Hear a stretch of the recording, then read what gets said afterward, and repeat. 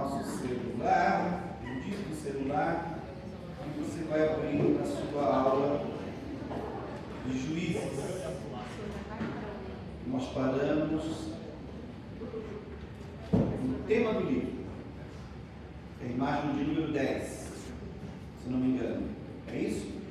Semana passada nós começamos a falar do livro de Juízes, a qual apresenta Jesus Cristo como o nosso libertador. É isso? É isso? É o livro. Sim. Então, na imagem,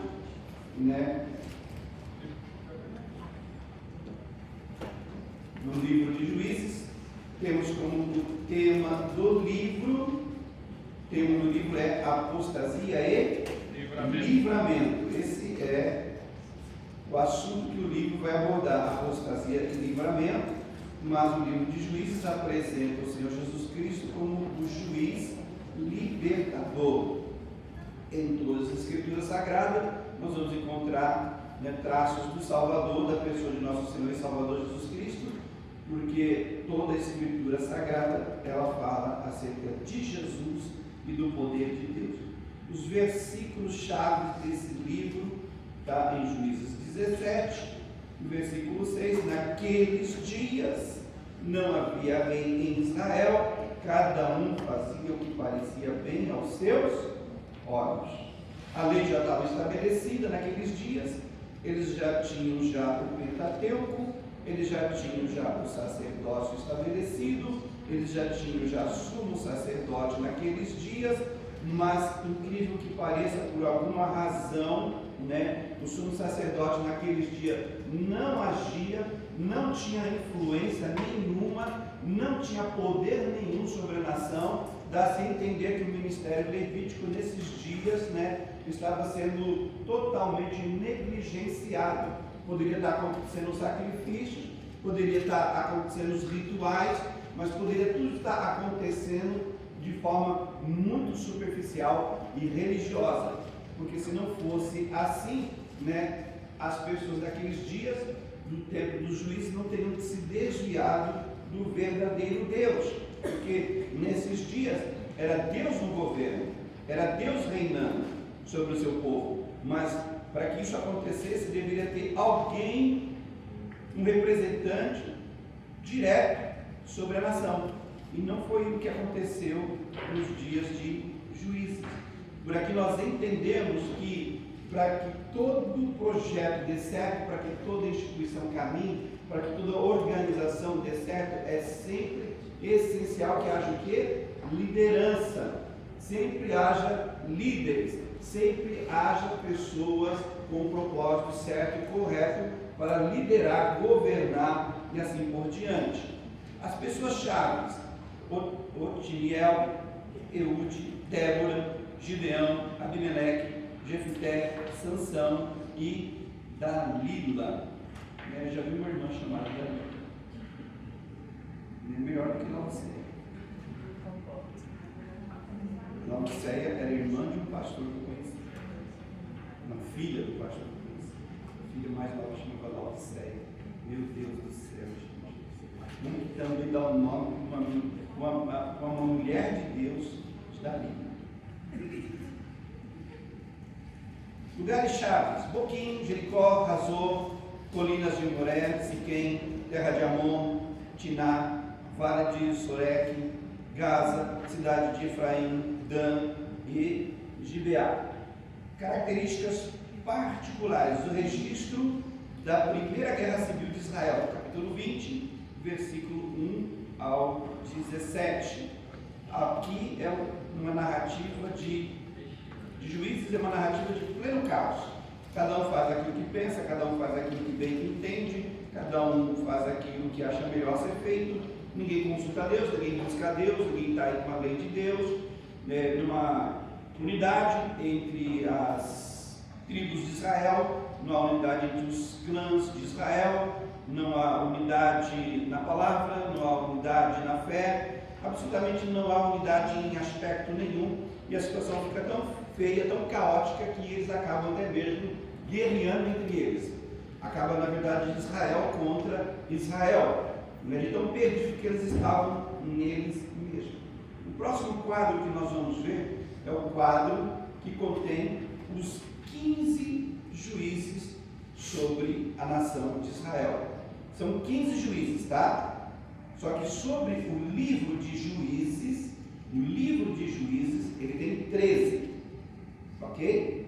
Mas ao total foram 15. No livro de juízes narram somente 13. Por que são 15? Porque Eli e Samuel, eles já entram em um outro livro, que não é o livro de juízes, que é o primeiro de Samuel. Amém? Então aqui nós temos, né, eu estou sem o controle aqui, tá, irmãos? Aqui nós temos aqui a imagem dos juízes: Otoniel, Eude, Sangar, Débora, Gideão, Abimeleque, Tola, Jair, Jefté, Ibizan, Elon, Abidom, Sansão, Eli e Samuel. Com qual desses você mais se identifica? Qual deles? Nós nos identificamos muito com Gideão, nós nos identificamos muito com Jefté, mas por causa do seu sucesso? Não, mas por causa do seu voto de tolo, né? Sansão, não está funcionando, tá? Ok, vamos lá. Vem aqui. Isso. Gideão, Sansão, em qual desses você mais se identifica, né? E aqui vai falar o significado do nome deles. No caso, Otoniel, leão de Deus, a sua origem era de Judá, ele foi o primeiro juiz ali em Israel. A gente vai ver aqui o Sansão, o significado do nome de Sansão, pequeno sol, mas ele brilhava como se fosse um sol por inteiro. Ele era da tribo de Dan, nazireu desde o nascimento, né, que era um voto de ser bem diferente. O nazirado era um voto que eles faziam, que não podiam cortar o cabelo, não podiam tomar o suco de uva, nem suco de uva eles não podiam tomar, etc.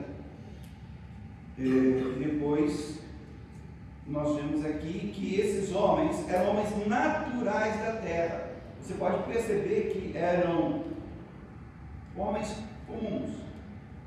Eles eram homens do campo, eles eram homens que não tinham nada a ver com o sacerdócio de Deus, eram homens que Deus encontrou e usou porque eles queriam o livramento da situação. Eram homens que estavam indignados com a situação, mas esses homens não eram homens profundamente conhecedores do Deus que eles serviam. Não conheciam muito acerca do caráter de Deus. Tanto é que você vai ver que Deus usou esses homens e o final deles, a maior parte, foi trágico. Por quê? Porque eles não conheciam a lei. Por exemplo, o voto de Jefté, ele fez aquele voto, por quê? Porque ele não conhecia realmente a lei de Deus. Você vai ver Sansão transgredindo vários princípios, por quê? Porque tão pouco também conhecia a lei de Deus como deveria conhecer. Gideão também é um outro líder que você vê que depois se recusa a liderar a nação e ele põe Deus à prova ali, porque são pessoas que realmente não conheciam Deus como precisaria ser conhecido, mas eram pessoas que estavam ali indignadas com a situação. Então Deus encontrou as pessoas nesse estado de indignação e usou elas poderosamente para trazer libertação sobre o seu povo. O livro de Juízes, ele vai englobar cerca de 150 anos. Aqui está os 15 juízes, porque está Eli e Samuel juntamente. Então a gente vê aqui que a pessoa de Otoniel livrou a Israel do rei da Mesopotâmia. Eude expulsou os amonitas e os moabitas. Sangar matou 600 filisteus e salvou a Israel. Débora, associada a Baraque, venceu os cananeus. Gideão expulsou os midianitas do território de Israel. Gideão ele fez essa proeza com quantos homens? Quantos homens eram? Quantos homens eram? Não era 32 mil? Quem acha que era 32 mil? Levanta a mão. Meu Jesus, ajuda esse povo. Eram 10 mil ou eram 300? 300. Os 300 de Esparta? Eram os 300 de Esparta? Não, eram os 300 de Gideão, amém? Então, com 300, Gideão ele expulsa uma multidão, tem grande vitória. Abimeleque, pseudo-libertador sem autoridade divina. Por que o pseudo-libertador? Abimeleque, ele era um filho bastardo de Gideão, que Gideão se recusou a liderar e disse: tampouco os meus filhos e os meus netos jamais liderarão vocês. Olha a mentalidade desse crente, gente. Ele está literalmente se recusando a ser usado por Deus, e ele também está dizendo: meus filhos não serão usados por Deus e nem meus netos. Ele condenou 3 gerações. Ninguém vai reinar. E esse homem aqui, ele tinha 70 filhos. Ele tinha várias mulheres. Meu Deus, ajuda. Ele não deixa que sua casa se posicione. Ele não deixa que sua família se posicione. Ele não deixa que sua família lidere o povo de Israel. Então, quando a gente assim faz, a gente abre espaço para que o mal lidere, para que alguém indevido lidere. Então esse homem, Abimeleque, ele percebeu: bom, já que o meu pai não vai querer, nem os meus irmãos vão querer, nem os nossos filhos vão querer, então eu vou assumir essa situação. E esse homem, Abimeleque, ele usa de astúcia, que ele diz, ele chega para a cidade e fala assim: o que é melhor para vocês? 70 pessoas reinando sobre vocês ou um único homem? Ele está falando dele mesmo. E o pessoal parou e pensou: nossa, a gente vai ter que pagar um imposto para 70 pessoas, vai ficar muito caro. É melhor que ele pague imposto só para um. Então, aí promove Abimeleque, né, para ser o líder ali naquele momento. Né, ele consegue fazer alguns feitos, mas ele não é legítimo, né, ele vem todo um estrago ali. A primeira coisa que Abimeleque faz é matar os seus irmãos, porque ele era filho de uma concubina. Tola subjugou os amonitas, Jair subjugou os amonitas também, Jefté subjugou os amonitas também, Ibizã perseguiu os filisteus, Elon perseguiu os filisteus, Abidom perseguiu os filisteus, Sansão perseguiu os filisteus, Eli julgou Israel como sumo sacerdote e foi péssimo líder, péssimo juiz. Esse sacerdote aqui, esse juiz chamado Eli, né, fez com que Israel perdesse a sua glória, perdesse a Arca da Aliança. Isso nós vamos estudar um pouco mais para frente, mas aqui nós entendemos algo, que um homem, que um crente mal posicionado, né, ele vai fazer com que a glória de Deus se perca. Então, nós temos que nos posicionar diante de Deus, mas também nos posicionarmos de forma correta diante de Deus. E aqui você vai ver Eli sendo condenado juntamente com toda a sua casa, porque ele não quis corrigir os seus filhos, ele não quis corrigir a sua casa. E isso está em harmonia com o Novo Testamento, que diz que aquele que não lidera bem a sua casa, jamais vai liderar também a igreja do Senhor Jesus Cristo. Uma coisa está associada com a outra. Muita coisa que acontece na igreja não é problema, gente, ministerial, não é problema eclesiástico. Tem muita situação que acontece dentro da igreja, na verdade, simplesmente porque é uma extensão, gente, da nossa vida pessoal. Simplesmente é o reflexo. Por isso que o Novo Testamento fala que quando um líder tem que ser levantado, tem que ser lá marido de uma só mulher, governe bem a sua casa, que tenha os seus filhos em sujeição, não dado ao vinho, não espancador, e assim por diante. Amém? Samuel também foi um excelente líder, né? Que a palavra de Deus declara que este homem, nenhuma das suas palavras caiu por terra, no tempo em que ele liderou Israel. Este aqui foi realmente um grande líder, Samuel. Juízes, ele apresenta um ciclo, que nós chamamos de ciclo 4D, porque você começa a ler esse livro e você começa a ficar assim: meu Deus, isso não termina nunca, né? A palavra de Deus foi nos dada para nos ensinar, para falar para nós, para nos ensinar a não cometermos o erro que outros cometeram no passado. A história é dada para o homem aprender, não cometer os erros que foram cometidos no passado. Mas se nós não lermos, nós iremos cometer os erros.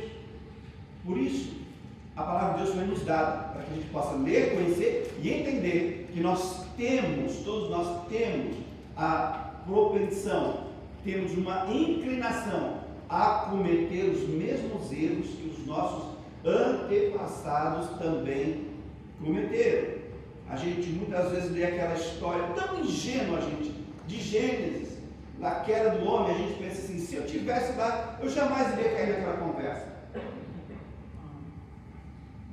Eu mataria a cobra, mostraria o pau e tal, tudo, etc. A gente iria cair, sim, porque eu vejo a mesma cena acontecendo nos dias de hoje. Nós temos a revelação completa hoje do Antigo Testamento, do Novo Testamento. Temos o Espírito de Deus habitando dentro de nós, e muitas vezes ainda nós damos ouvido a conversas muito estranhas que não procedem com a palavra de Deus e nem com o caráter de Deus. A gente acaba caindo naquilo, gente. A história se repete novamente. Misericórdia, que o Senhor Deus nos ajude, mas a gente precisa aprender. O quê? O homem ele cai por quê?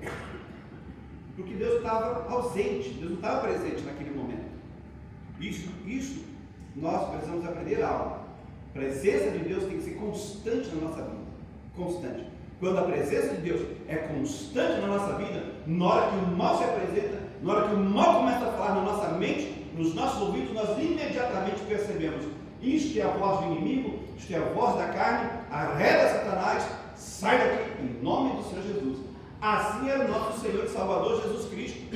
Estava lá no deserto, estava na prova, mas estava alinhado com a presença de Deus. Quando o inimigo se apresenta ali diante dele, com toda aquela conversa fiada novamente, ele diz: arreda-te, Satanás, sai daqui, em nome do Senhor. Né? Ele não foi em nome de Jesus, porque é Jesus. Estou sem meu laser. Então, mas o ciclo 4D começa da seguinte forma. Começa da seguinte forma. Devagar. Respira. Tem que terminar essa aula hoje. A parte central do livro de Juízes é composta de ciclos. Começa com depravação, misericórdia. O povo peca, desobedecendo ao Senhor. Né? Está todo mundo fazendo conforme aquilo que acha ser o certo. E cumpre-se aquela palavra, que para o homem alguns caminhos parecem de vida, mas no final são caminhos do quê? De morte, de morte. Pelo amor de Deus, a gente tem que consultar a Deus, porque tudo que acontece no livro de Juízes é porque as pessoas não estão buscando a Deus, porque elas não estão se envolvendo com a presença de Deus, porque elas não estão ouvindo de Deus. Só pode ser de Deus essa oportunidade, pastor, que apareceu para mim agora. É a oportunidade da minha vida. Eu vou ser famoso, eu vou ser grande, eu vou ter dinheiro. Gente, busca a Deus. Busque a Deus. Porque quantas pessoas que eu vi que se converteram, vieram para a igreja, aí de repente vinha aquela proposta maravilhosa que vai fazer ele milionário e tal tudo, eu vou ganhar 8.000 a hora, pastor, e tal tudo, eu vou estar feito na vida e tal tudo. Vai ter igreja? Você vai poder congregar? Você vai poder estar no culto? Não, mas eu vou fazer uma forcinha para vir. Todos que disseram isso, gente, todos, sem exceção, foram embora, perderam tudo. Não foi nada ganho, muito pelo contrário, houve grandes perdas. No livro de Juízes, a grande perda, porque as pessoas estão fazendo exatamente o que tem na cabeça delas, e não aquilo que a palavra de Deus disse que elas deveriam fazer. Então, elas entram num ciclo de depravação, a qual então vem toda uma quebradeira sobre a vida deles. Aí então a disciplina do Senhor cai sobre eles, a correção era aplicada pelo Senhor por causa do pecado do povo. Aí vinha roubo, vinha assalto, vinham os inimigos, vinha peste, vinha doença, vinha seca, vinha de tudo para roubar o fruto do trabalho da mão deles, para que eles pudessem cair em si e perceber: opa, peraí, tem alguma coisa errada aqui acontecendo. Aí eles clamavam a Deus, vinha o desespero, o povo reagia com choro, clamor ao Senhor para ser liberto do sofrimento. Parece que o sofrimento nos impulsiona a buscar a Deus. Parece que se Deus não aciona o botão do sofrimento na vida do ser humano, ele não se volta para a Deus. Aí eles clamam ao Senhor. O que acontece? Deus chama um juiz para libertar o povo. Vem então ali o desafogo. Deus intervém na situação, né? Aí esse juiz, como eu falei para vocês, são homens comuns que estão indignados com a situação, mas não são homens assim que querem conhecer a Deus, servir a Deus, mas querem só o livramento da situação. Então o Espírito do Senhor vem sobre essas pessoas comuns, capacita elas lideram o povo por um tempo, liberta o povo daquela opressão, aí o povo fica livre, leve e solto novamente, aí voltam a esquecer do Senhor e da palavra do Senhor. Caminho de volta para a depravação, aí segue para a disciplina e assim o povo diante. O livro de Juízes vai falar de 7 apostasias, 7 servidões com 7 nações e também de 7 livramentos, né? A maldade do coração humano. Juízes 2, versículo 11 e 13. Alguém pode ler, por favor? Juízes 2, versículo 11 e 13. Depois lê o versículo 17 e 19 para nós. E vamos ler também 1 Coríntios 1, versículo 26 ao 29. A maldade do coração humano é revelada no livro de Juízes. Cadê o microfone? Está na mão de quem? Para quem que você passou, Néia? Por favor, rápido, rápido. Apúrate. Después los hijos de Israel hicieron los malos ante los ojos de Jehová y sirvieron a los baales. Dejaron a Jehová, el Dios de sus padres, que lo había sacado de la tierra de Egipto, y se fueron tras otros dioses, los dioses de los pueblos que estaban en sus alrededores, a las cuales adoraron y provocaron la ira de Jehová. 17 y 19 también. Pero tampoco oyeron a sus jueces, sino que fueron tras dioses ajenos, a los cuales adoraron, se apartaron pronto del camino en que anduvieron sus padres, obedeciendo a los mandamientos de Jehová. Ellos no hicieron así. Y cuando Jehová les levantaba jueces, Jehová estaba con el juez y los libraba de manos de los enemigos todo el tiempo de aquel juez, porque Jehová era movido a misericordia por sus gemidos a causa de los que los oprimían y afligían. Uau! Porque o Senhor era movido pelas suas Misericórdias. Misericórdias do Senhor, não porque o povo merecia, mas pela misericórdia do Senhor, o Senhor acabava intervindo na situação. 1 Coríntios 1, versículo 26 ao 29, mas aqui no versículo 13 de Juízes 2, porquanto deixaram ao Senhor e serviram a Baal e Astarote. O culto a Deus, ele requer de nós santidade e pureza. Que o culto a Baal não tinha nada disso. O culto a Baal envolvia perversão sexual. Havia ali orgia ao ar livre. E o povo de Israel olhava para aquilo, de novo o demônio da imoralidade, seduzindo o povo de Deus. Eles gostavam daquilo, queriam aquilo. E começaram então a fazer o quê? O que os seus vizinhos estavam fazendo também. Não é o retrato da igreja moderna dos dias de hoje também? Que a gente olha para fora, às vezes a gente vê as pessoas lá fora agindo de uma forma, agindo de uma maneira, e a gente fica assim, eu também queria, aí também eu posso, aí também eu vou, e tal tudo, será que eu posso, será que eu não posso, e tal tudo. Esse pensamento, gente, já compromete muita coisa na nossa vida. A gente ficar pensando nas coisas do mundo. Quando a palavra de Deus declara que a gente deveria pensar nas coisas que são do alto. Paulo declara em Colossenses, se você já foi salvo por Cristo Jesus, pensai nas coisas que são do alto, nas coisas que são lá de cima. Hoje eu vejo mais um crente pensando nas coisas da terra.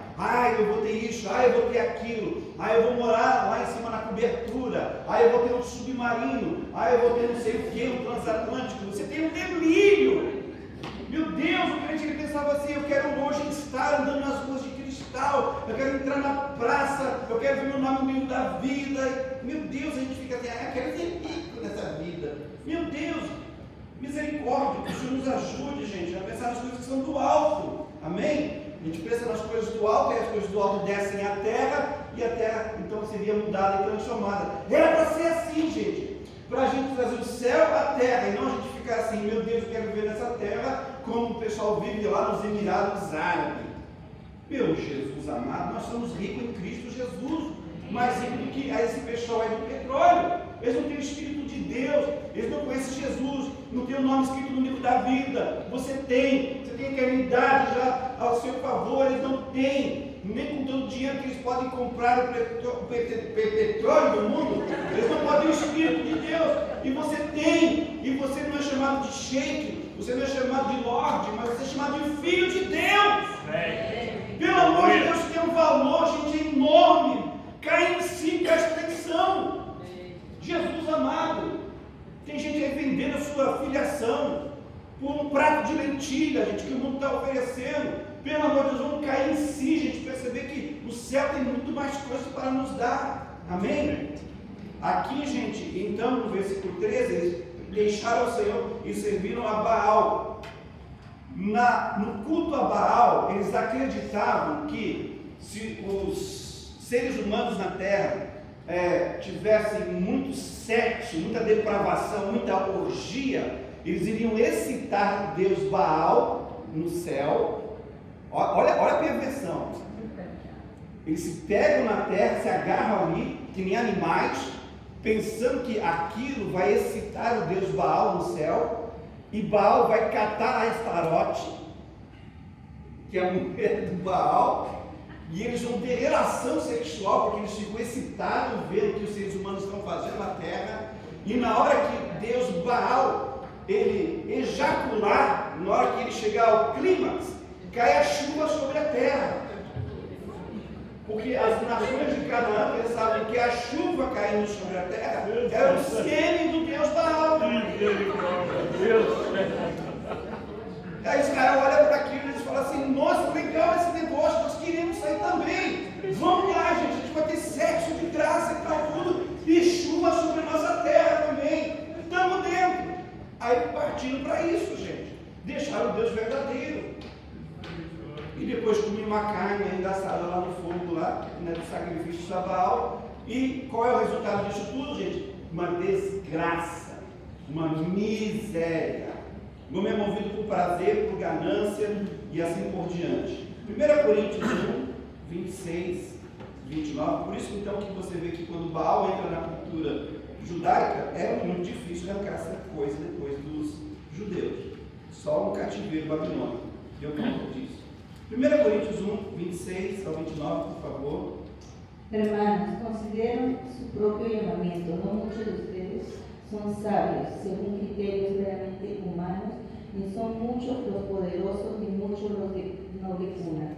Pero Dios escogió lo insensato del mundo para avergonzar a los sabios, y escogió lo débil del mundo para avergonzar a los poderosos. También escogió Dios lo más bajo y despreciado, y lo que no es nada, para anular lo que es, a fin de que en su presencia nadie pueda captarse. Bem? Então, o livro de Juízes é a descrição exata disso. A gente vai ver pessoas como Eude, que ele era um assassino e canhoto, né? Canhoto, ou seja, ele usava o braço esquerdo, né? Porque naqueles dias isso não era muito bem visto. Mas ele era um homem que tinha um passado ruim, e Deus usou ele. Por quê? Porque ele, apesar de ter um passado ruim, estava indignado com a situação, não estava indiferente como as demais pessoas. Então Deus acabou usando a vida desse homem, usou a vida de Débora, né, que era uma mulher, graças a Deus, decente, como juíza. Gideão, ele era o menor da tribo, mas estava indignado com a situação, mas também Deus usou ele, né? Sangar, um camponês. E você vai ver também o Espírito Santo em Juízes, capacitando, por exemplo, como Otiniel, Gideão, Jefité, Sansão. Vamos ler? Juízes 3:10, depois Juízes 6:34, Juízes 11:29 e Juízes 13, versículo de número 25. O curso natural do homem sempre é para baixo, o homem sempre vai puxar para o lado carnal, infelizmente. Mesmo que haja uma ação poderosa do Espírito de Deus sobre a vida do homem, também inclinado ao egoísmo, né? Juízes 3:10, Otiniel, rápido. Y el Espíritu de Jehová vino sobre él y juzgó a Israel, y salió a batalla. Y Jehová entregó en su mano a Cusán-Risataim, rey de Siria, y prevaleció su mano contra Cusán-Risataim. E aqui depois diz que a terra sossegou 40 anos. E depois eles voltaram a fazer o que era errado. Juízes 6:34. Entonces el Espíritu de Jehová vino sobre Gedeón, y cuando éste tocó el cuerno, los abiseritas se reunieron con él. Jefté, Juízes 11:29. En esta ocasión el Espíritu del Señor vino sobre Jefté, y él recorrió toda la tierra de Galaad y Manasés, incluidas Sitba en Galaad, y desde ahí lideró el ejército contra los amonitas. E o nosso velho irmão de guerra, Sansão. Juízes 13:25.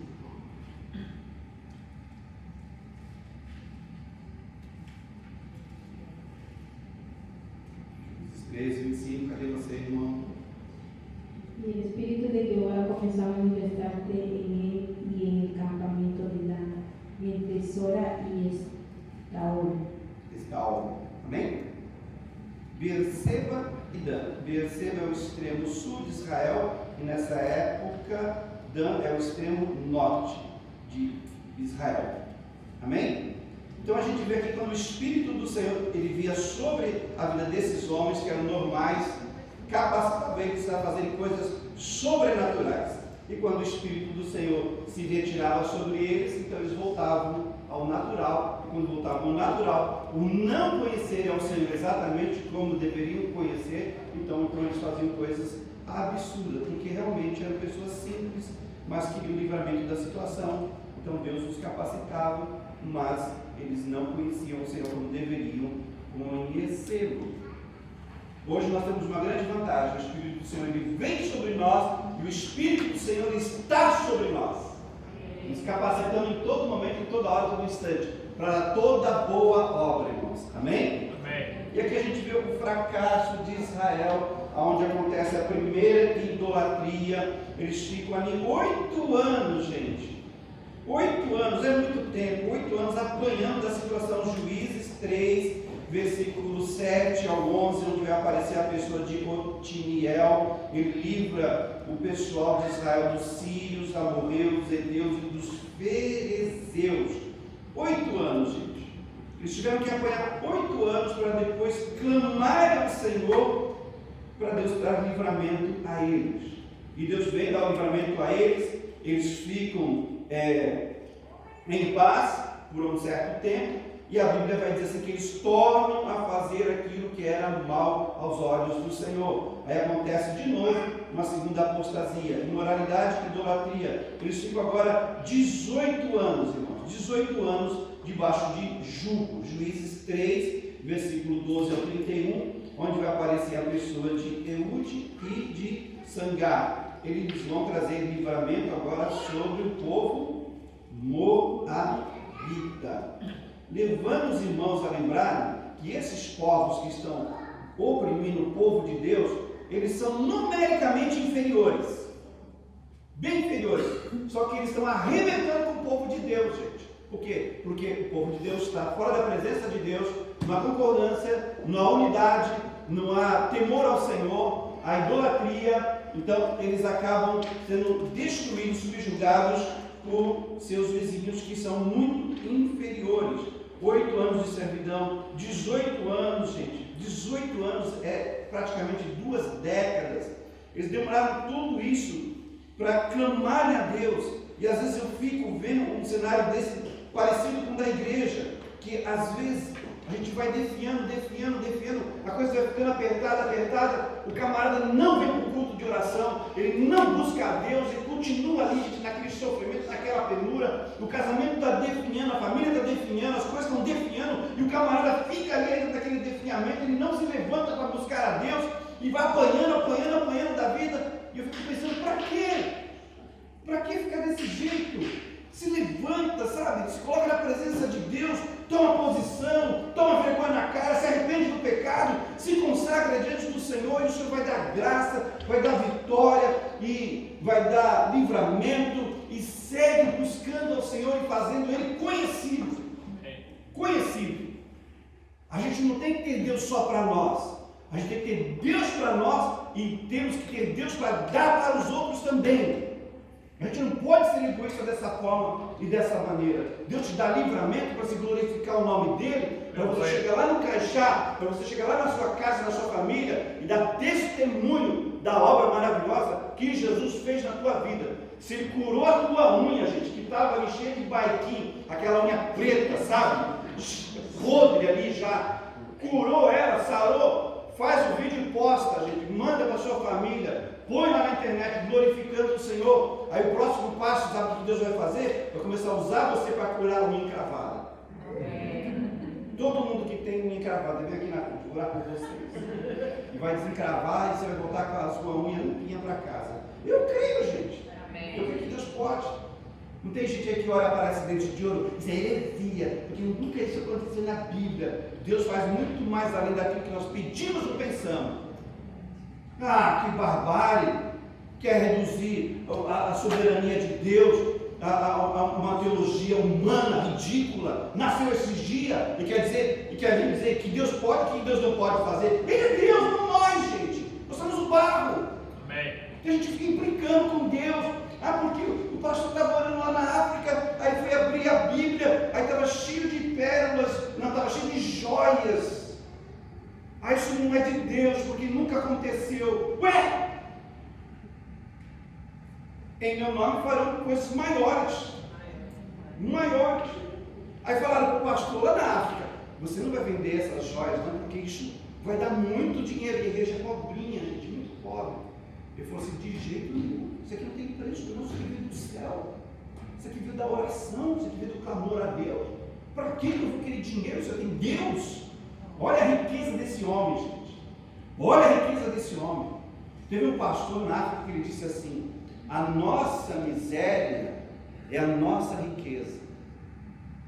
E a maldição do Ocidente é a sua prosperidade. Vocês têm, porque vocês têm, vocês não buscam a Deus. Vocês têm a prosperidade. Nós não temos nada disso. Nós buscamos a Ele, temos o que nós precisamos e temos uma revelação dEle. Aleluia! Não cai na armadilha do Japão. No Japão você trabalha, você tem. Aí você cai nessa armadilha e você fica nisso aí, ó. Rodando, 20, 30, 40 anos, o zangueou. Você chegou no Japão, meteu esse negócio na sua cabeça, agora não sai mais da tua cabeça. É que nem que eles fizeram com os judeus na época dos juízes, meteram o tal do Baal na cabeça deles, é Baal, não tem Baal. Mas aí no Japão, zangueou. Foi a primeira palavra que você tem que aprender quando você chega no Japão. Sabe qual é, sua filha? Diziam para nós, zangueou, essa é a palavra que você tem que aprender quando você chega no Japão. Quando você ouvir falar zangueou, você diz rai. Qual é o seu sobrenome? Meu nome é Zangueou. Pelo amor de Deus, ficam os irmãos assim, corre atrás de Zangueou. Não, porque eu tenho que fazer 3, 4, 5 horas e tal, tudo. E eu fico pensando, para quê? Para que tudo isso? E aonde você vai com tudo isso? Você vai destruindo família, casamento, filho e tal, tudo só porque você vai dar um novo PlayStation que você não teve no Brasil, porque você era pobre. A gente cai nessa cilada, gente, miserável. Nossas famílias, nosso casamento precisa de Deus. O seu casamento precisa de você. A sua casa precisa de você. A gente não precisa de coisas. A gente precisa de Deus. De Deus. Então, não cai nessa cilada, senão você vai ingressar, gente, aqui nesse ciclo vicioso. Terceira apostasia, de 20 anos. Meu Deus do céu, tem gente aqui que não tem 20 anos. E eles conseguiram ficar 20 anos desviados. Aí então, entra Juízes 4, verso 5, Débora e Baraque, eles vencem os cananeus, né? Eles põem os assaltantes para correrem, né? Baraque queria até enfrentar a situação, mas ele tinha certo receio, porque, como eu disse, eram pessoas comuns que não conheciam a Deus. E ele diz assim, eu só vou para a batalha se você subir com a gente, Débora. E Débora disse, eu vou e tal tudo, né? Essa batalha vai ser ganha e vai ser lembrada, não porque um homem se levantou, mas porque uma mulher se posicionou diante do Senhor. Aleluia, glória a Deus. Amém? Amém. A quarta apostasia no desvio de 7 anos, Juízes 6 ao Juízes 8:32, aí aparece a figura do tal do Gideão, a qual eles vão vencer os midianitas. Amém? Gideão põe Deus à prova por 3 vezes, e depois Deus põe Gideão numa prova, gente, por 3 vezes também, que meu Deus do céu, aleluia. Eu queria que Gideão conhecesse e tivesse a fé correta no seu Senhor. A quinta apostasia: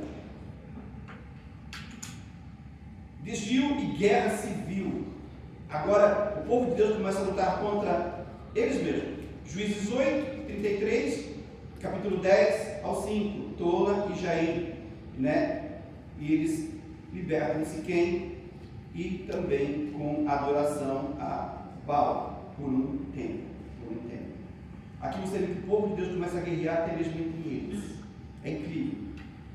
As pessoas estão indiferentes, estão apanhando, ninguém clama a Deus. Aí uma pessoa fica incomodada com a situação, aí o Espírito de Deus vê que aquela pessoa está incomodada, quer uma mudança, vem, capacita aquela pessoa, levanta aquela pessoa, usa aquela pessoa, aí a pessoa vai, age para trazer um livramento, aí os outros de outras tribos ficam assim, ué, por que vocês não chamaram a gente? Por que vocês deixaram a gente de fora? Aí começam a contender, gente, começam a brigar. Em vez de apoiar um ao outro, começa agora a brigar um com o outro. Por que vocês não chamaram a gente para batalha e tal, tudo? E começa ali uma verdadeira guerra interna. Isso não é de Deus. Não é de Deus. O que enfraquece os relacionamentos não vem de Deus, não é de Deus, é da carne, é do homem, e nós precisamos prestar muito atenção nisso. Amém? Uma sexta apostasia, idolatria intensa. Aí eles ficam 18 anos, gente, nessa situação. Aí é onde acontece Juízes 10, versículo 6 ao 12, aparece a figura de Jefté e vários sucessores, onde eles vão vencer os filisteus e os amonitas. Quem era Jefté? Quem sabe? Tem uma boa referência sobre Jefté, gente. Ele era filho dos mais nobres de Israel. É isso? Era isso? Quem eram os pais de Jefté? Ponto de partida. Começa aí. Quem eram os pais de Jefté? Vamos lá, gente. Vocês já leram o livro de Juízes? Acho que vocês não leram o livro de Juízes. Até o Natal vocês vão ler o livro de Juízes. Senão Papai Noel não vai vir para vocês. Gente, quem eram os pais de Jefté? Quem? Hã? Tá, e a mãe? Isso, gente. Ele era filho de quê? De quem ele era filho? De uma rameira. A mãe dele era uma rameira. Ele poderia ser usado por Deus? Jamais. Jamais. No Antigo Testamento está fora de cogitação. Mas por que Deus usou? Por quê? Porque todo mundo que estava ali bonitinho, certinho, que poderia ser usado, não se colocou na brecha, se acomodou com a situação, se acovardou e se omitiu. Aí esse homem aqui, gente, que tinha uma mãe que era prostituta, de certa forma estava assim, indignado com aquela situação, queria uma mudança naquilo. Aí Deus encontra esse homem, gente, usa esse homem. Mas, como eu disse para vocês, por eles serem pessoas comuns e não conhecerem a Deus, depois eles terminam também de uma forma trágica. Aí então vem o terrível voto de Jefté. Qual foi o voto de Jefté, gente? Vai cair na prova isso. Que ele entregaria a primeira pessoa que viesse ao encontro dele. Minha filha? Oferecia. Sim. Ia oferecer sacrifício. E o que você acha que ele fez? O que você acha que ele fez com a filha? Deixou ela aí por um tempo, depois ela voltou, sacrificou ela. Diz que só tinha ela, filha única. O que ele fez com a filha única? Entregou. Sacrificou o Senhor. Sacrificou ela mesmo ou ela morreu virgem, não deixou ela casar? Não, ela morreu virgem e depois voltou, né? Ela pediu para sair um tempo, a oportunidade para sair, depois voltava aí para ela. Quem acha que o pai sacrificou a filha? Levanta a mão. Levanta a mão direita para mim ver a convicção de vocês. Levanta a mão direitinho. Sim, ele fez isso, ele cumpriu. Muitos teólogos não afirmam isso de forma nenhuma, porque eles se baseiam na lei de Deus, ok? Porque na lei de Deus isso é abominável. Mas por que ele fez assim? Porque ele não conhecia Deus, não conhecia a lei de Deus. Por isso que ele fez aquele voto, que é um voto chamado voto de tolo. O voto de tolo da onde veio? De Jefité. Porque tem muita gente que faz voto de tolo na igreja. Se Deus me abençoar, se o Senhor quiser e tal coisa, se assim acontecer, eu vou servir no ministério. Ah, toma vergonha na cara! Tendo ou não tendo, abençoando ou não tendo, vamos servir a Deus, porque a melhor coisa que tem é servir a Deus. Meu Deus, é um privilégio servir a Deus. Eu não sei vocês. Sim. É um privilégio servir a Deus. Vamos se um grande silêncio. O Senhor tenha misericórdia em nós. Jefité, gente. Aí a sétima apostasia, desvio de 40 anos. Gente, tem gente aqui que não tem 40 anos. Quem tem 40 anos aqui? Levanta a mão. Veja os de 40 aqui. Os 40 anos. Muito pouco. Não, sério, levanta a mão bem alto. De 40. 1, 2, 3, 4, 5, 6, 7. Nossa, só tem 7 pessoas aqui de 40 anos. Não, pra cima. Até agora. O resto é mais novo ainda. Não, pra cima de 40 não tem mais. Não, os quarentões. Eu quero só os quarentões. Não é que tem 40 anos, os quarentões.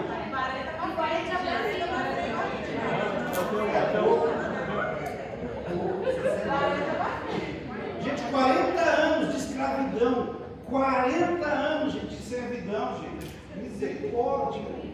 4 décadas apanhando, sofrendo, sendo roubado e sendo saqueado. E não tinha um que se levantava e dizia assim: Deus entra nessa situação. Aí Deus encontra quem? Nesse tempo? Sansão. Servidão dos israelitas sobre os filisteus e o nascimento de Sansão. Só que Sansão, o cabeção, o Sansão, você vai perceber a história de Sansão, você começa a ler a história de Sansão, ele não entra na situação sabendo que aquilo é um propósito de Deus para a vida dele. Ele não sabe. Ele simplesmente se engraça com uma filistia. Ele vê uma moça e é do inimigo. E o pai e a mãe falam assim: poxa, ô filho, aqui na nossa terra tem tanta moça bonita e crente, por que você está se engraçando com a filha do inimigo? E a Bíblia diz assim que ele responde para os pais: porque os meus olhos gostaram dela e eu quero ela, tome ela. A Bíblia fala assim que aquilo vinha do Senhor. O que vinha do Senhor? Ele não estava enganjado, gente. Aí Deus então ele permitiu aquela situação para que ele enganjasse naquela situação e deu o quê? Tudo errado. Ele vai, casa, pega a mulher dele é dada para quem? Para quem? Olha a traição, como que é feia a traição, é para doer mesmo, é dado para o melhor amigo dele, gente. Sabe por quê? Para despertar a fúria de Sansão. Sabe por quê? Porque ele não estava nem aí, gente, com os filisteus. Ele não estava nem aí com o propósito dele, gente. Essa é a verdade. Então Deus permitiu aquela situação porque ele não estava assim, tipo, nossa, eu nasci para libertar Israel, eu nasci para botar os filisteus para correr, eu nasci para ser um líder poderoso, forte que nem o Superman e tal, tudo. Não. Gente, ele vai cometendo deslize em cima de deslize, ele vai quebrando princípio em cima de princípio, sabe por quê? Porque ele não conhece a Deus. Porque ele não está enganjado realmente no propósito dele, mas é usado. É usado. Termina o quê? De uma forma muito trágica.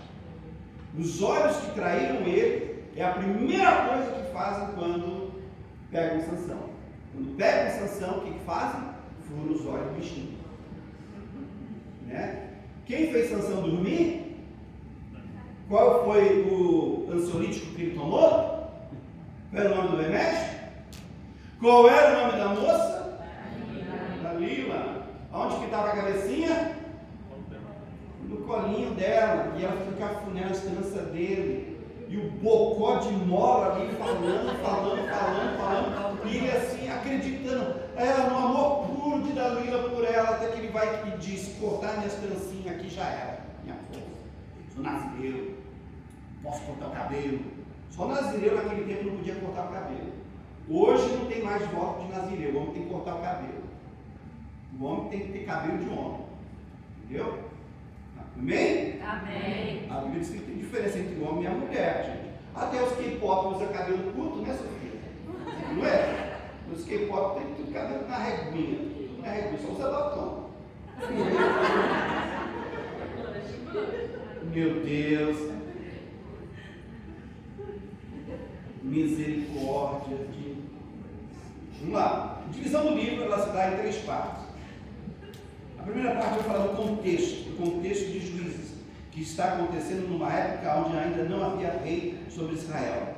O contexto do período de Juízes vai do capítulo 1 ao capítulo 3, versículo de número 6, e você vê ali que começa a repetir, fazer uma repetição do final do livro de Josué. A história do período de Juízes, segunda parte, capítulo 3 ao capítulo 16, 31, e a outra parte, que é a terceira, a apostasia do período dos Juízes, capítulo 17 ao capítulo 21, versículo de número 25. Então o livro é dividido em 3 partes. Os problemas da época de Juízes, problemas graves, afrontaram Israel naquela época. Problemas políticos, problemas sociais, problemas religiosos. Nós vamos ter problema em todas as esferas da nossa existência quando Deus ele sai da nossa vida. Então, os problemas políticos, surgindo da condição de isolamento das tribos, elas não estavam organizadas, não conheciam a Deus, não conheciam a lei, seu governo tribal, ao qual faltava a unidade nacional, a força e a opressão dos cananitas. É interessante que eles estão estabelecidos na terra, eles estão na terra, e os levitas estão morando aonde? Onde que os levitas estão morando? São 48 cidades que ficaram estabelecidas. Onde os levitas estão morando agora, nesse tempo, no Juízes? Onde que eles estão morando? Em Israel. No norte, no sul, em Berseba, em Jerusalém, em Siló. Onde que os levitas estão morando nessa época? Eles estão espalhados em todo Israel. E todos eles estão morando ao redor de cada cidade que foi estabelecida. Os levitas estão ali. Para quê? Para ensinar o povo a lei do Senhor. Para ensinar o temor do Senhor às pessoas. De alguma forma, de alguma maneira, eles estão ali, mas não estão ensinando. Não estão falando. Não estão conduzindo o povo ao temor ao Senhor. Então, o culto está acontecendo. O tabernáculo está erguido. Os sacrifícios estão acontecendo. Mas tudo somente de uma forma muito religiosa. O que impera ali mesmo é o culto a Baal e a Astarote. E o povo também nem pouco está unido. Mas se não havia uma união do Espírito, é impossível uma união, gente, física. Problemas sociais estavam acontecendo, aparecendo por causa da adoção dos hábitos de vida cananita e o casamento misto com o novo povo, Então eles estavam se adaptando aos hábitos dos vizinhos e estavam casando com os povos estranhos, que era totalmente proibido. E eles não se convertiam à fé a Jeová, muito pelo contrário, eles abandonavam a fé a Jeová e voltavam aos costumes dos povos da redondeza. Você vê um certo padrão também acontecendo hoje na igreja, onde o crente que olha para o lado de fora e ele vai adaptando-se pouco a pouco, gradativamente, aos hábitos do mundo, de tal forma, de tal maneira que muitas das vezes quando você diz para o irmão assim, não vamos fazer tal coisa, porque isso é do mundo. Muita religiosidade, isso é religiosidade. Eu não sei vocês, eu me escandalizei quando eu fui para o Brasil 4 anos atrás, a gente sentava na mesa, a gente ia comer, todo mundo começava a comer assim, eu ficava olhando assim, e falei assim, e alguém orou? Aí a pessoa levantava a cabeça assim, como assim? Alguém orou pela refeição? E o pessoal ficava olhando assim, estranhamente. Ninguém deu graças pela comida? A gente vai comer assim, simplesmente? Começamos a comer a refeição no dia a dia, assim como os animais fazem. É assim que nós somos agora. Vamos orar pelo alimento, o pessoal ficava assim, olhando assim, tipo, nossa, que religiosidade. Aí vocês não escutam música do mundo, nossa, que extremismo e tal, tudo. E assim vai indo, Aí entra uma coisinha aqui, outra coisinha ali. Aí quando você menos percebe, cadê o poder de Deus? Aí quando você menos percebe, cadê a direção do Espírito Santo? Aí quando você menos percebe, cadê a paz que sai de todo o entendimento? Foi-se embora! Aí os mesmos problemas que os crentes têm hoje, os mesmos problemas que as pessoas do mundo têm. Por quê? Porque a gente gradativamente abraçou o mesmo estilo de vida que eles têm.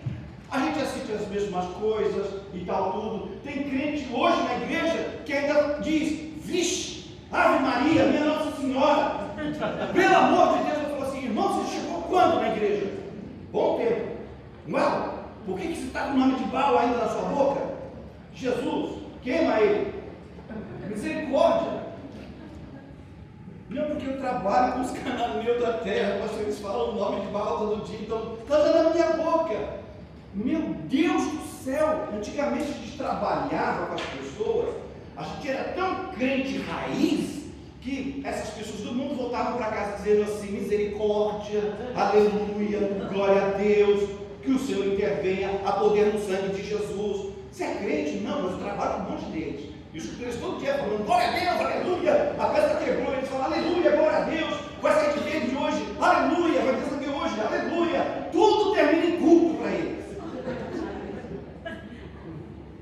Aí a pessoa fica assim, interessante esse povo, vamos lá também. Eles são alegres. Se as coisas dão errado, eles dão glória a Deus, aleluia. Se está tudo errado, eles dão glória a Deus, aleluia, do mesmo jeito. Nada afeta eles, porque é o povo do céu.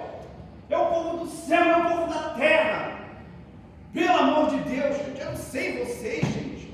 Eu acho muito bonito. Se eu tivesse dinheiro, eu viajaria, ia para Cusco, ia para o Grand Canyon, etc. Visitaria Jerusalém? Talvez, eu não sei. Mas, gente, o céu para mim, meu Deus, se Jesus voltasse hoje à noite, para mim seria glória. E com isso, da minha parte, sim, vai ficar um monte de gente para trás. Mas eles se viram na grande tribulação. Mas eu penso, meu Deus, seria glória. Viu o Apocalipse? Não, ver a cidade santa, gente, com os próprios olhos, você pisar lá, andar lá e tal, tudo, etc. Né? Meu Deus! Não, o pessoal fica aí, não, porque a gente tem que ter dinheiro para viajar, ver as coisas. Ah, Jesus, ajuda! Você não viaja e tal, tudo, mas não seja, sabe, isso o lema da sua vida. Seja, sabe, o teu gol, o lema da tua vida, chegar na cidade celestial, na Jerusalém celestial, sabe, ver os olhos de Jesus. Aí de novo, a gente não pode ver os olhos de Jesus. Está na Bíblia. Ele disse, olhar para ele vai morrer. Oh meu Pai, oh meu Cristo, poesia. Entendeu? Quero entender, sabe? Quero te ver no sentido, quero ter mais intimidade com o Senhor. Poxa vida, gente.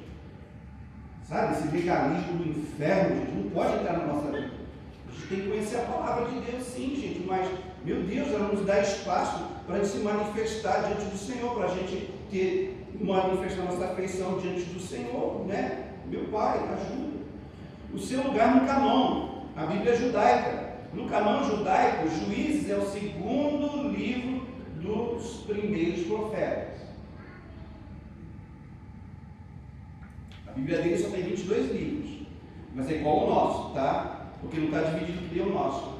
Primeira, segunda Samuel é um livro só, segunda Reis, primeira Reis é uma coisa só, primeira, segunda Crônicas é uma coisa só, ok? Tem 22 livros, mas é o mesmo do nosso. O nosso tem quantos? 30 aí? Quanto?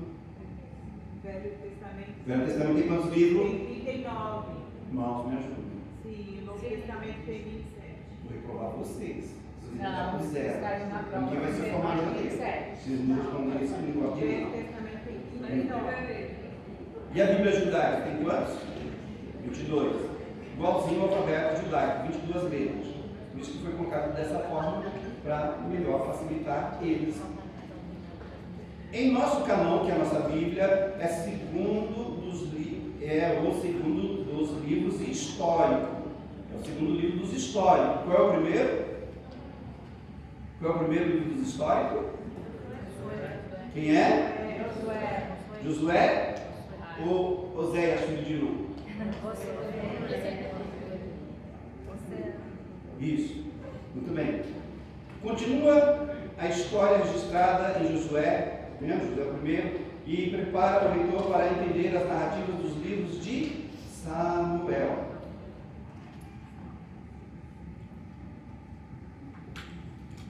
Nós vamos ver também no Canon o relato principal da história de Israel na Terra Prometida, que você vê que eles entram, se acomodam, né? Estão muito bem satisfeitos com tudo e esquecem o principal, que é Deus.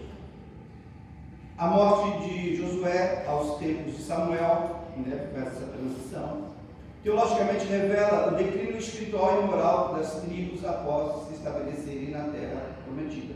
Depois que eles tomam posse da promessa, eles esquecem do fundamental, que é Deus. Desde Gênesis até Apocalipse, você vai ver isso na história do povo de Deus. Eles altos e baixos, altos e baixos, altos e baixos, altos e baixos.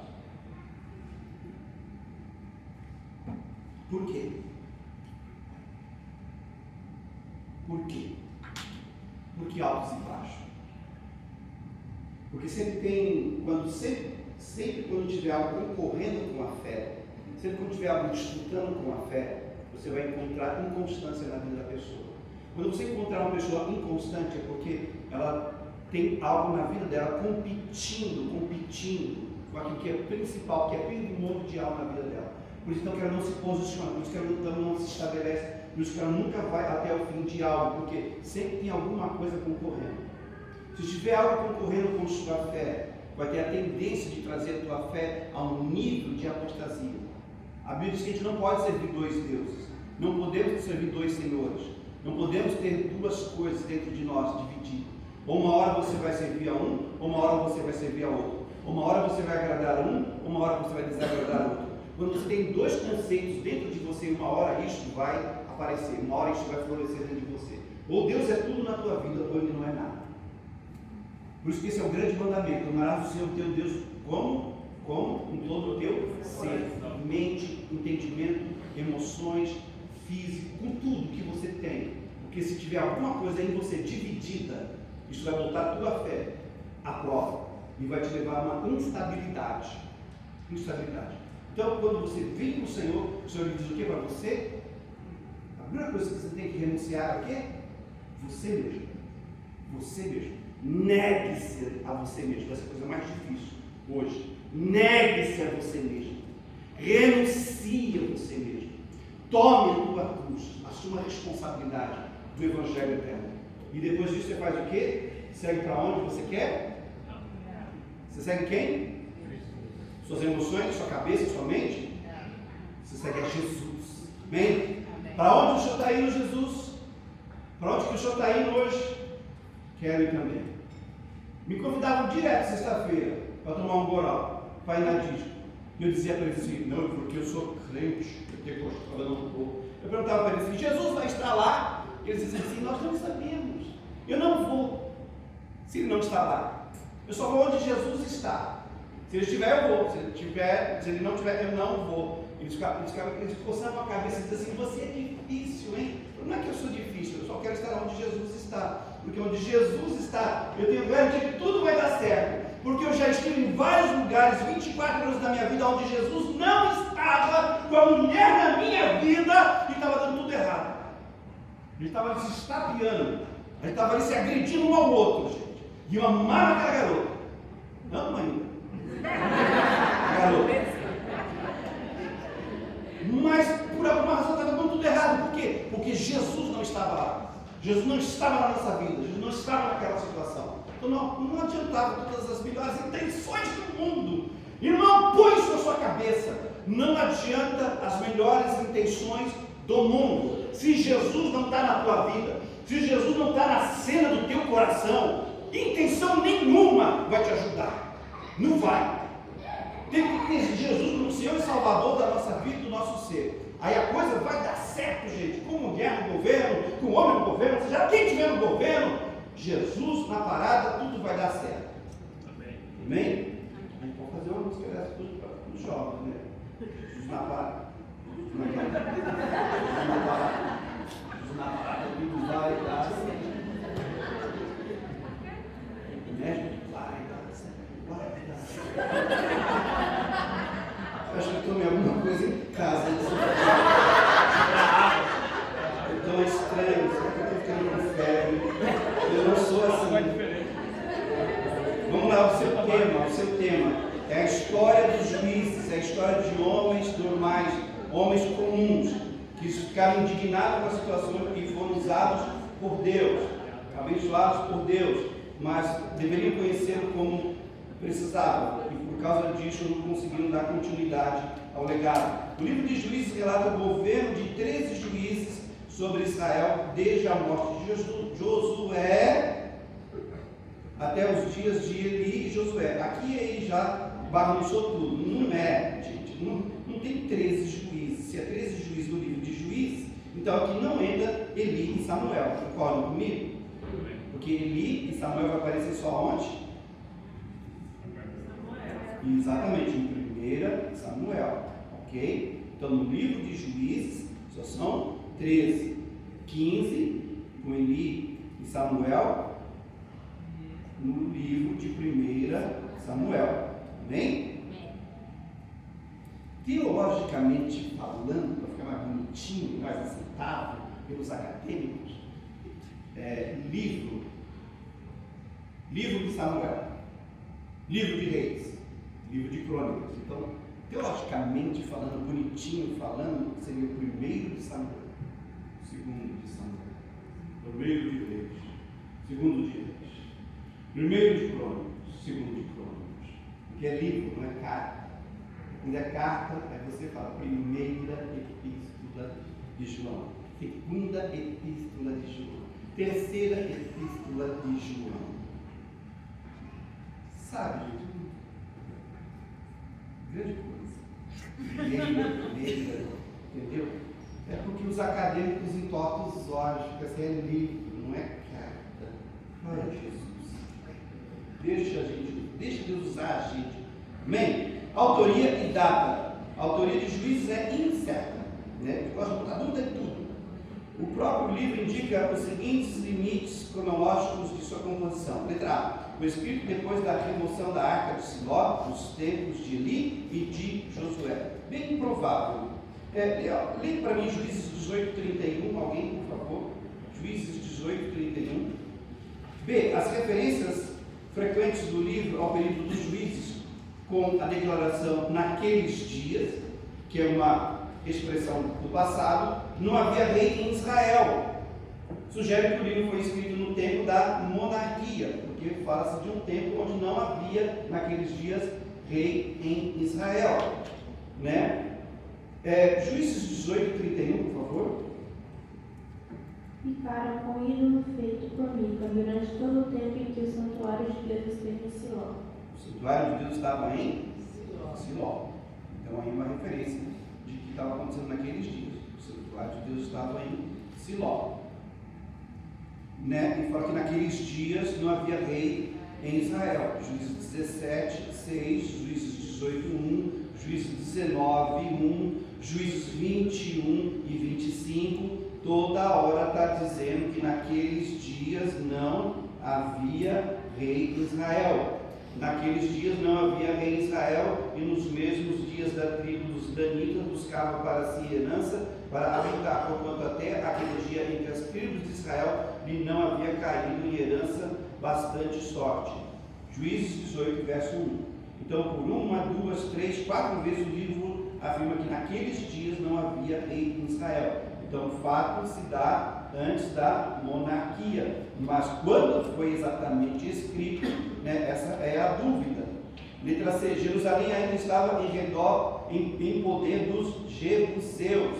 Os jebuseus ainda estavam habitando em Jerusalém. Jerusalém só era tomada pelos jebuseus por um homem chamado? Quem foi o homem que expulsou os jebuseus de Jerusalém?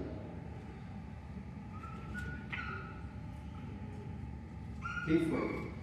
Davi. Davi é a realização do sonho de Deus acerca da terra prometida. Davi é o único homem que vai cumprir tudo aquilo que havia sido determinado para Moisés e Josué, expulsar os inimigos, tomar posse de toda a terra. Davi é este homem. Esses 3 indícios indicam que o livro foi concluído em algum tempo depois do início do reinado de Saul, por volta do ano 1050, mas antes do rei Davi capturar Jerusalém, que foi no ano 1000 a.C. O Talmud, tradução judaica, associa a origem deste livro a Samuel, o que é bem possível. Eu também concordo que talvez tenha sido realmente Samuel. Anteriores, aqui vai falar que talvez tenha sido antes ou depois de Samuel, por causa do cântico de Débora, no capítulo 5, por causa da questão dos jebuseus em Jerusalém. Sidom ainda é uma cidade principal da Fenícia. Tiro tornou-se cidade principal no século XII, 1200. Os cananeus estavam ainda em Gezer, capítulo 1, versículo 29, né? E eles acreditam que depois, né, isso foi escrito depois, né, não durante, mas depois, porque Siló tinha sido destruída, conforme o capítulo 18, 31, isso aconteceu cerca do ano 1100. 2. Implicação de uma data durante o período da monarquia, né, porque aqui faz várias menções que não havia rei naqueles dias, e implicação de uma data depois do início das invasões assírias. Né? Os assírios ainda não tinham aparecido naqueles dias. Né? Então é muito provável que foi escrito nos dias de Samuel.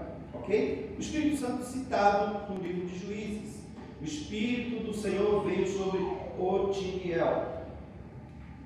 Capítulo 3, verso 10. E o capacitou a libertar os israelitas das mãos de Cusã-Risataim, rei da Síria. Síria, não a Síria, tá, irmãos? Síria, realmente a Síria, que está lá ao norte de Israel, lá em cima.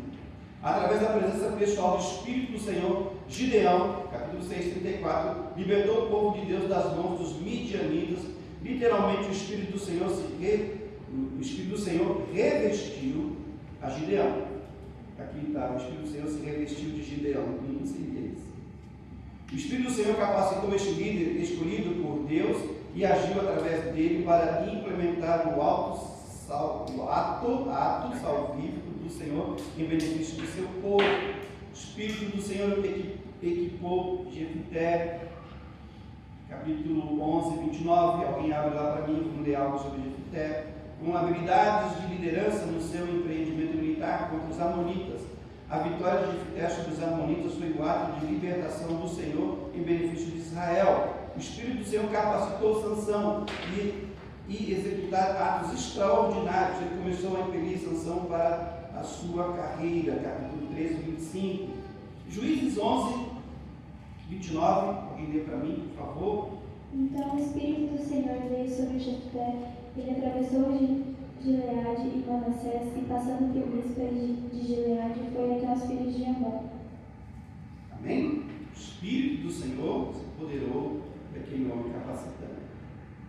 Então, o Espírito Santo, ele é o autor de toda a obra na vida do homem, o agente capacitador. O Espírito Santo veio poderosamente sobre ele em várias ocasiões. Sansão despedaçou um leão apenas com as mãos. Juízes 14, 6. Alguém abre, por favor, Juízes 14, verso 6. Certa vez matou 30 filisteus. Juízes 14, 19. Vamos ler. Em outra ocasião, livrou-se das cordas que amarravam suas mãos e matou 1000 filisteus com uma queixada de jumento. Juízes 15, 14 e 15. Vamos ler também. O mesmo Espírito Santo que deu condições a esses libertadores para que fizessem façanhas e cumprissem os planos e propósitos do Senhor, continua operante nos dias de hoje. Vamos ler sobre Sansão? 14, 6, 14, 19, 15, versículo 14 e 15.